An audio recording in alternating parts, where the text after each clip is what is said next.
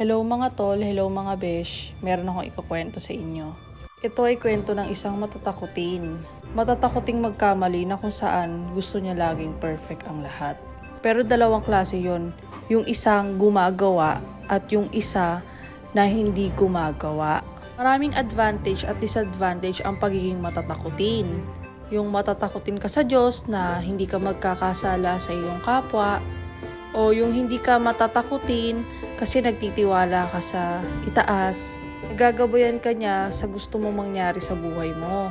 Ang malaking tanong, ano ba talagang gusto natin mangyari sa buhay natin? Yan ang dapat natin alamin bago tayo mawala dito sa mundo. Kung ano ba ang purpose natin, kung bakit tayo dito nabubuhay. Mga tol, mga besh, hindi ka lang nabubuhay para sa sarili mo lang. Malamang may purpose ka kung bakit ka nandito sa mundong ibabaw.